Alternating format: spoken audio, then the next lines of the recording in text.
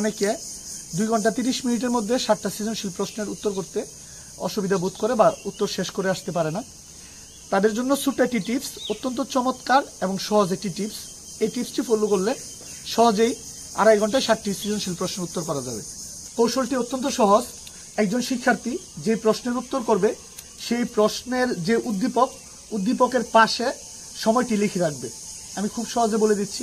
ধরা যাক একটা প্রশ্নের উত্তর সে 10:40 শুরু করলো। হিসাব করে দেখা গেছে 7টা সৃজনশীল প্রশ্নের জন্য যেহেতু 2.5 ঘন্টা সময়, একটা সৃজনশীল উত্তর করার জন্য 20 থেকে 22 মিনিট সময় পাওয়া যায়। তাহলে সে 10:40 শুরু করলে উত্তরটি শেষ হওয়ার কথা 11:02। তো সে তার প্রশ্নের পাশে 10:40 টান দিয়ে 11:02 এই সময়টি লিখে রাখবে। সে যতবার উদ্দীপকের দিকে তাকাবে ততবার এই সময়টার দিকে তার নজর যাবে। তখন সে বুঝতে পারবে যে সে আগায় যাচ্ছে নাকি পিছায় যাচ্ছে। নির্দিষ্ট সময়ের মধ্যে শেষ করার একটা তাগদা সে অনুভব করবে এবং সহজেই শেষ করতে পারবে। প্রশ্নটি শেষ করার পরে সে যখন ঘড়ির দিকে তাকাবে তখন সে বুঝতে পারবে যে সে 2-3 মিনিট এগিয়ে গেল নাকি পিছিয়ে গেছে। এই বিষয়টি অত্যন্ত কাজে দেয়।